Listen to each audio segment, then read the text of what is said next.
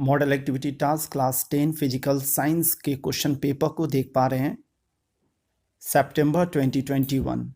जी हाँ, model activity task part 6 class 10 physical science का question paper को आप अपनी स्क्रीन पर देख पा रहे हैं, बांग्ला और इंग्लिश वर्जन के क्वेश्चन पेपर को। बांग्ला शिक्षा वेबसाइट पर हिंदी में क्वेश्चन पेपर अवेलेबल नहीं है, इसीलिए इंग्लिश और बांग्ला के क्वेश्चन पेपर की मदद से इसकी स्टडी पॉइंट सिलीगुड़ी आपके पास इसका सॉल्यूशन लेकर आया है। अगर अभी तक आप इसकी स्टडी पॉइंट सिलीगुड़ी को सब्सक्राइब नहीं किए हैं तो तुरंत सब्सक्राइब कर लीजिए। लाइक और शेयर करना बिल्कुल नहीं भूलिएगा, क्योंकि सब्सक्राइबर जितने हैं उससे ज़्यादा अनसब्सक्राइब्ड व्यक्ति इसकी स्टडी पॉइंट सिलीगुड़ी को देखते हैं, क्योंकि ये अंडरस्टूड है 7, 8, 9, 10 के सभी छात्र इसके स्टडी पॉइंट सिलीगुड़ी के साथ जुड़े हुए हैं। तो क्लास 10 का जो वीडियो रहेगा उसको 7 वाला तो नहीं देखेगा, इसलिए आप लोगों से रिक्वेस्ट है कि आप अपने दोस्तों से शेयर करें ताकि प्रत्येक वीडियोस का शेयर ज़्यादा हो, व्यूज़ ज़्यादा हो। तो चलिए बिन समय गंवाएं शुरू करते हैं model activity task class 10 physical science part 6 को सितंबर 2021 को। आप अपनी स्क्रीन पर इंग्लिश में भी क्वेश्चन देख पा रहे हैं और हिंदी में भी उसका रूपांतरित क्वेश्चन देख पा रहे हैं। तो एक गैस का वेपर डेंसिटी ऑक्सीजन की तुलना में 2 होता है, तो इसका मोलर मास जो होगा वह क्या होगा? तो कितना होगा? 64 ग्राम पर मोल होगा। ठीक है, डी ऑप्शन सही है, टिक कर लीजिए। सेकंड नंबर 1.2 में देखिएगा, इसमें बोला गया पिघले हुए सोडियम क्लोराइड के इलेक्ट्रोलिसिस के दौरान क्या होता है? ठीक है, तो सही उत्तर है कैथोड ऋणात्मक है और वहां अवकरण होता है। होता क्या है इलेक्ट्रोलिसिस ऑफ, जब सोडियम क्लोराइड का हम लोग इलेक्ट्रोलिसिस करते हैं मोल्टेन सोडियम क्लोराइड का, तब होता क्या है, जब विद्युत प्रवाहित किया जाता है तो सॉल्यूशन जो है मोल्टेन सोडियम क्लोराइड का, उसमें सोडियम आयन और क्लोरीन आयन में तब्दील हो जाता है। आप देखिए, आपके समझाने के लिए मैं यहाँ पे बता रहा हूँ, ध्यान से देखकर समझिएगा।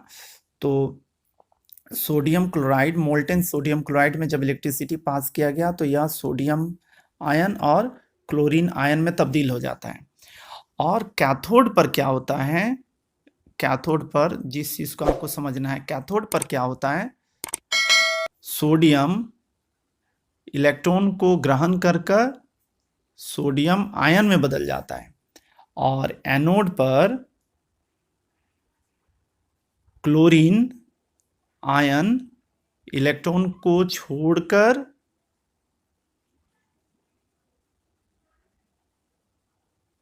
देखिए क्लोरीन परमाणु में बदल गया, तो क्लोरीन परमाणु मिलकर क्लोरीन का एक अणु बना लेता है, क्लोरीन गैस बन जाती है ना। तो यह चीज होता क्या है एग्जैक्टली इस चीज को, इस रिएक्शन को समझाने का उद्देश्य यही है कि जो कैटायंस बना सोडियम आयन, वह जो क्या करता है, कैथोड की ओर चला जाता है। ठीक है, कैथोड की ओर मूव करते हैं, और एनायंस जो है क्लोरीन के जो आयन है, क्लोराइड आयंस जो है, वह किधर चले जाते हैं, एनोड की ओर आते हैं। और कैथोड जो होता है वह कैटायंस, कैथोड पर कैटायंस जो है Na पॉजिटिव क्लोरीन तो चला गया एनोड पे। ठीक है, क्लोरीन आयन चला गया एनोड पे, तो सोडियम आयन जो है वह सोडियम आयन वह क्या हुआ, इलेक्ट्रॉन को एक्सेप्ट कर लेता है और एक न्यूट्रल सोडियम परमाणु बना लिया, है ना, सोडियम बना लिया। और यहां पर क्या हो गया, इस कारण से कैटायंस का क्या हो गया, रिडक्शन हो गया। कैटायंस रिड्यूस हो जाता है कहां पे, कैथोड पे, किंतु ऑक्सीडाइज्ड हो जाता है कहां पर, एनोड पे। इसीलिए हम लोग कहते हैं कि कैथोड पर क्या होता है, अवकरण होता है। ठीक है, तो यह पूरा electrolysis of molten sodium chloride को मैंने बता दिया ताकि आपका कंसेप्ट एकदम क्लियर रहे। ठीक है, यहाँ का रिएक्शन को अगर आप चाहें तो ऐसे भी हम लोग लिखते हैं, Cl माइनस माइनस इलेक्ट्रॉन और यहाँ पे Cl हो जाता है, ऐसे भी लिखते हैं, उधर ऐड कर दीजिए या फिर इधर माइनस कर दीजिए। 1.3 की ओर बढ़ते हैं।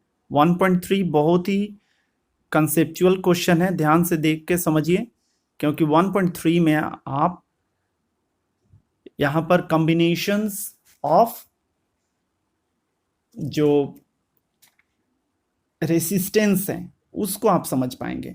जानते हैं आप सीरीज कॉम्बिनेशन और पैरेलल कॉम्बिनेशन, दो तरह के कॉम्बिनेशंस हम लोग पढ़ चुके हैं रेसिस्टेंस का, जानते हैं। तो अगर हम लोग सीरीज कॉम्बिनेशन की बात करेंगे तो रेसिस्टेंस जो होता है वह R1 प्लस R2 होता है, और अगर पैरेलल सीरीज की बात करें तो 1/R equal to 1/R1 plus 1/R2 होता है ना। तो सीरीज कॉम्बिनेशन में आप जानते हैं, सीरीज कॉम्बिनेशन में बस एक जब आप सर्किट बनाते हैं तो इस तरह से सर्किट दो लेकर इस तरह से बनाते हुए आप यहाँ पे छोटा सा और ऐसे करके यहाँ से बड़ा सा, तो यह हो गया पॉजिटिव टर्मिनल, ये माइनस नेगेटिव टर्मिनल। इलेक्ट्रिसिटी इस तरह से मूव कर रहा है ना। तो यह हो गया R1, यह हो गया R2, इस तरह से आप जानते हैं। इस पद्धति में इसमें हो गया सीरीज कॉम्बिनेशन में कैलोरी का यूज। तो अगर आपको निकालना है सीरीज कॉम्बिनेशन का इक्विवेलेंट रेसिस्टेंस, मतलब समतुल्य प्रतिरोध, इक्विवेलेंट रेसिस्टेंस, तो बस इन दोनों को ऐड कर दीजिए। देखिए यहाँ पर तो 3 और 6 को ऐड कीजिएगा तो कितना हो जाएगा, यहाँ पर देख लीजिए 9 हो जाएगा। तो आंसर 9 हो गया। ठीक है, याद रखिएगा मैं क्या बोल रहा हूं, पहले ध्यान से सुन लीजिए, उसके बाद में आप आंसर मार्क कीजिएगा। किंतु अगर यह सीरीज कॉम्बिनेशन ऑफ रेसिस्टेंस के अलावे पैरेलल में हो, पैरेलल में कैसे रहेगा आप देखिए, इस तरह से, ठीक है, ऐसे करके यहां से जाएगा, ऐसे करके आके यहाँ पे छोटा और यहाँ पे बड़ा वाला हो जाएगा, थोड़ा ये नीचे होना चाहिए था, और यहाँ पर इसी तरह से, इस तरह से, तो यहाँ पे R1, यहाँ पे R2, इस तरह से positive terminal minus negative terminal. तो इस तरह से इलेक्ट्रॉन का फ्लो अपोजिट डायरेक्शन में और करंट का फ्लो इस तरफ में, ठीक, इस तरह से हो गया।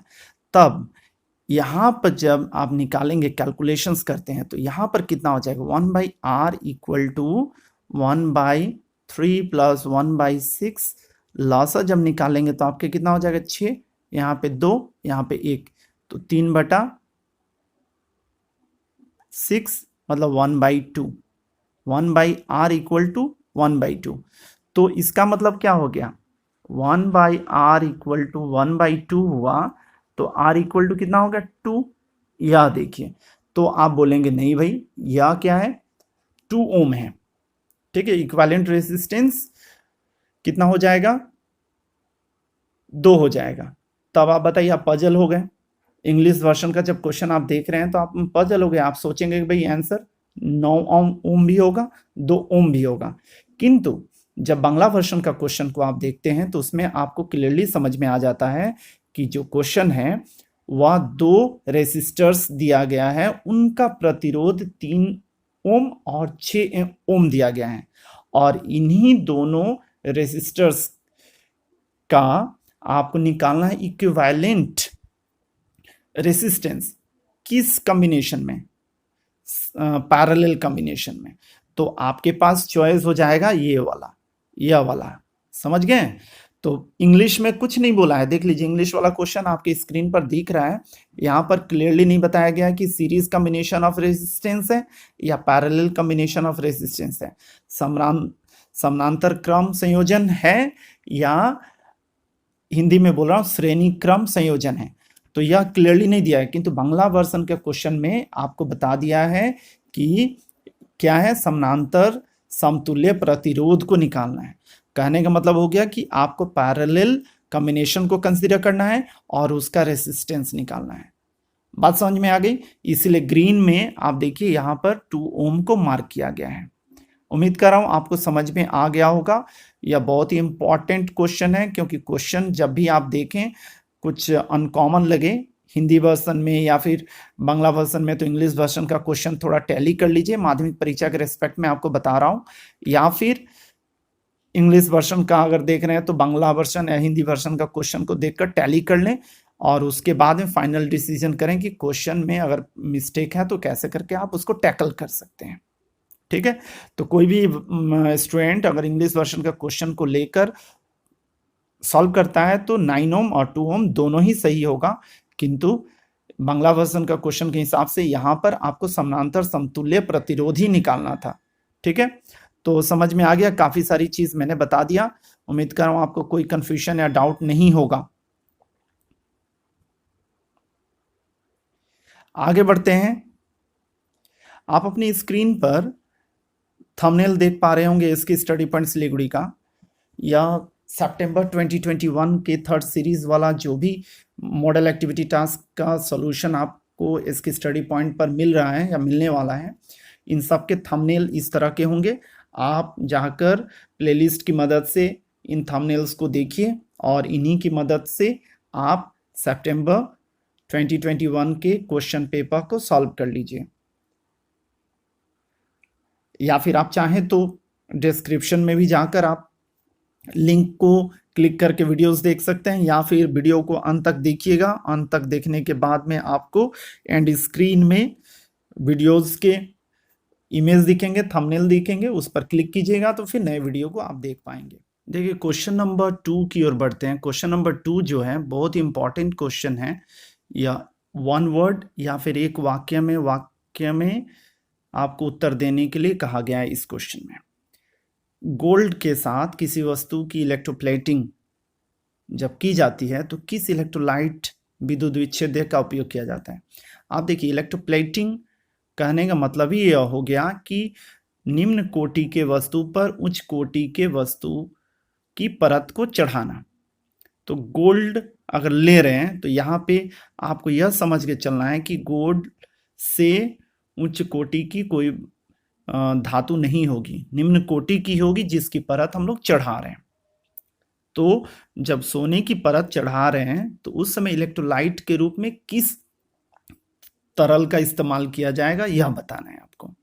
आप जब भी इलेक्ट्रोलिसिस करते हैं तो याद करके रखिएगा कि आप कैथोड एनोड का इस्तेमाल करते हैं। ठीक है, उसके बाद में इलेक्ट्रोलाइट एक्वा सॉल्यूशन जो रहता है उसका प्रयोग करते हैं। तो यहाँ पे जो इलेक्ट्रोलाइट विद्युत विच्छेदक के रूप में इस्तेमाल किया जाता है वह है पोटेशियम ऑरोसाइनाइड का घोल। फॉर्मूला देख रहे हैं आप,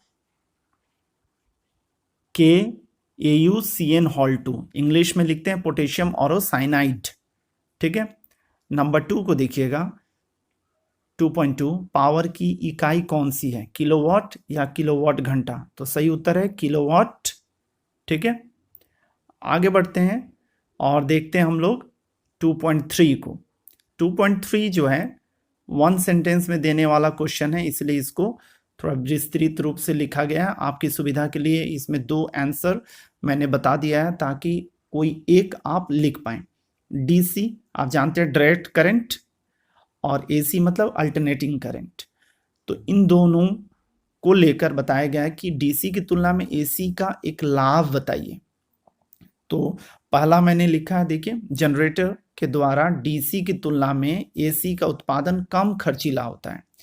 तो अगर आप AC का यूज करते हैं तो कम कॉस्ट में ही आपका हो जाएगा, किंतु DC में ज्यादा कॉस्ट होता है।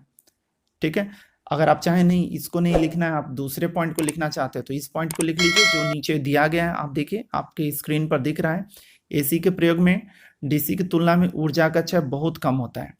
ठीक है, तो DC में बहुत ज्यादा ऊर्जा क्षय होता है किंतु AC में कम क्षय होता है। चलिए आगे बढ़ते हैं। अगर अभी तक आप कमेंट नहीं किए हैं तो जरूर कमेंट कर दीजिए, कि लाइक और शेयर करना बिल्कुल नहीं भूलिएगा, क्योंकि इसके स्टडी पॉइंट सिलीगुड़ी आपका कमेंट का हमेशा जवाब देने की कोशिश में लगा रहता है। क्वेश्चन नंबर 3 को देखते हैं। क्वेश्चन नंबर 3 आप देख पा रहे हैं 3.1। इसको शुरू करने के पहले मैं और एक चीज बता देता हूं आपको, ध्यान से सुन लीजिए। पहले जो भी क्वेश्चन होता था उसमें मार्क्स नहीं दिए जाते थे, किंतु अब क्वेश्चन जो भी है सितंबर 2021 का पार्ट 6 जिसको हम लोग कह सकते हैं, इन क्वेश्चन पेपर में मार्क्स डिस्ट्रीब्यूट किया गया है और मार्क्स आपको दिया जाएगा। पहले क्या होता था, ग्रेड दिया जाता था, ठीक है। जुलाई में या अगस्त वाला जो मॉडल एक्टिविटी था उसमें आपको मार्क्स के बजाय ग्रेड दिया जाता था, और 7 पॉइंट वाला जो ग्रेड होता था ABC या फिर A+, B+, इस तरह से, किंतु अब मार्क्स दिया जाएगा। तो यह जो क्वेश्चन आप देख पा रहे हैं आपकी स्क्रीन पर, इसमें मार्क्स दिया गया है। देखिए 2 into 2, 2 क्वेश्चन है, आपका 4 मार्क्स मिलेगा। फ्लेमिंग का लेफ्ट हैंड रूल बताना है आपको। देखिए डायग्राम भी आप बनाइएगा, क्योंकि डायग्राम बनाएंगे तो आपका यह आंसर कंप्लीट आंसर होगा, इसलिए डायग्राम के साथ में आप एक्सप्लेन कीजिएगा। आप देख लीजिए, यदि बाएं हाथ की प्रथम 3 उंगली देखिए डायग्राम के साथ में 90 डिग्री का एक दूसरे के साथ में सब रहेगा, अंगूठा, तर्जनी, उसके बाद मध्यमा, यह अंगूठा हो गया, ठीक है। उसके बाद में तर्जनी हो गया या मध्यमा हो गया, तीनों एक दूसरे पर लंबवत 90 डिग्री इस प्रकार फैला कर रखें, तो तर्जनी जो होगा वह चुंबकीय क्षेत्र को बताएगा, या तर्जनी देखिए चुंबकीय क्षेत्र को की दिशा को, और मध्यमा जो होगा जो बीच वाला है उंगली, वह धारा के प्रवाह को, और जो अंगूठा होगा तब वह क्या करेगा, चालक के गति की दिशा को प्रदर्शित करेगा। तो यह है फ्लेमिंग्स का लेफ्ट हैंड रूल, ठीक है। इसको पढ़ लीजिएगा, याद कर लीजिएगा, डायग्राम के साथ में एक्सप्लेन कीजिएगा।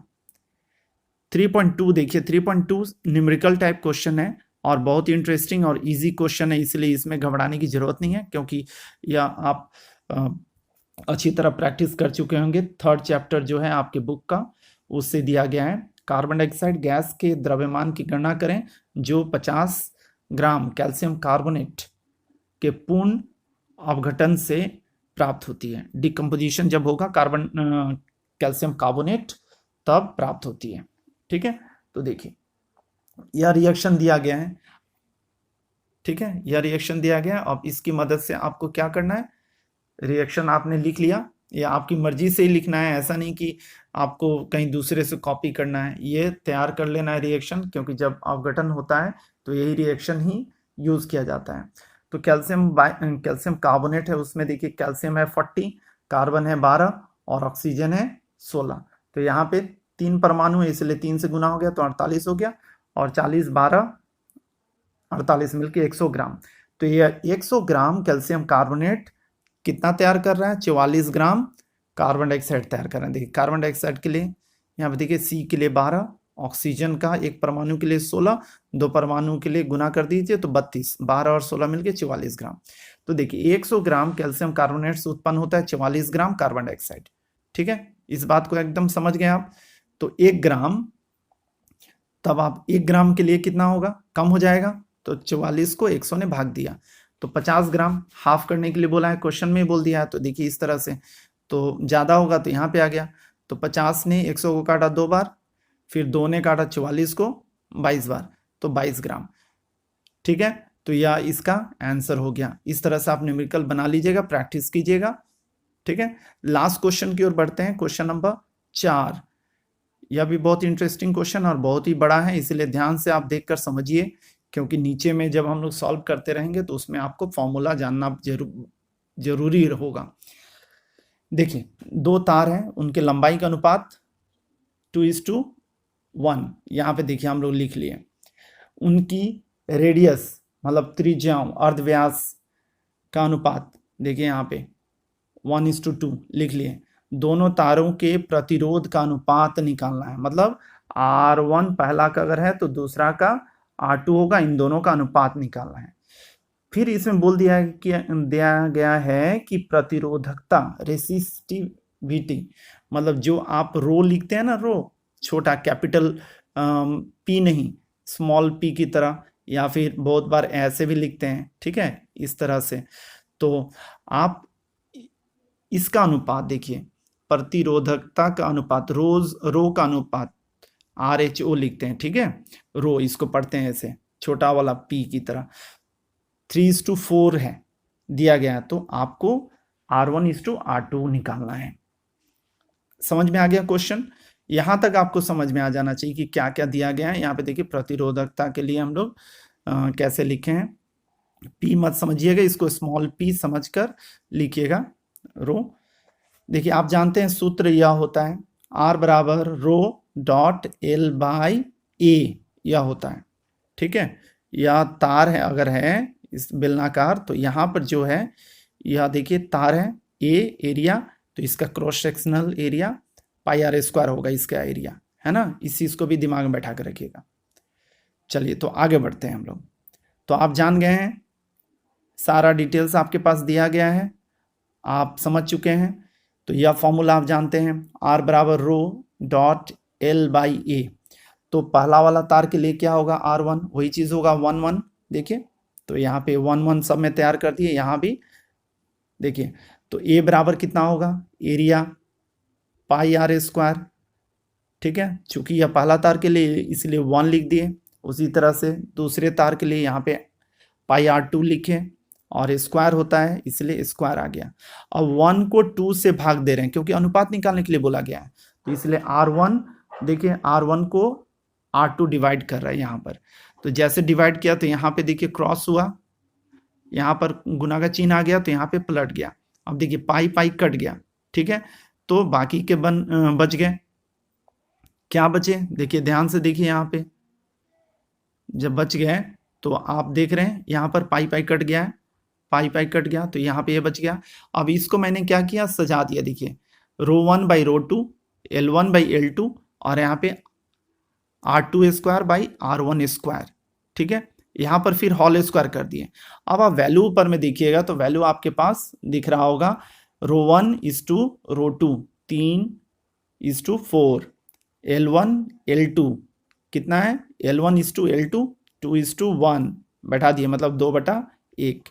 फिर R1 इज टू R2, देखिए R1 इज टू R2, इसका दिया हुआ है 1 इज टू 2, तो यह पलट गया तो 2 इज टू 1, मतलब 2/1 हो गया। यहाँ पे होल स्क्वायर है इसलिए यहाँ पे कितना हो गया, 4 हो गया।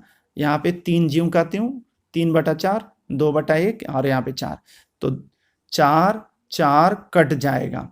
जैसे कट गया तो आप देखिए आपके पास क्या आ गया, जैसे कटा तो आपके पास क्या आ गया, यह 4 कट गया तो 6 6/1। तो R1 इज टू R2 कितना हो गया, 6:1। यह आपका आंसर तैयार हो गया, ठीक है। उम्मीद कर रहा हूँ आपको इसकी स्टडी पॉइंट सिलीगुड़ी का model activity task physical science class 10 part 6 सितंबर 2021 समझ में आ गया होगा। अगर तो भी आपको कोई भी डाउट हो, कोई भी कन्फ्यूजन हो, कमेंट सेक्शन में जाकर कमेंट कीजिएगा। इसकी टीम आपके क्वेश्चंस का या क्वेरी का जवाब देने की कोशिश करेगा। Thank you very much for watching इसकी स्टडी पॉइंट सिलीगुड़ी। अपना प्यार यूं ही बनाए रखें। धन्यवाद।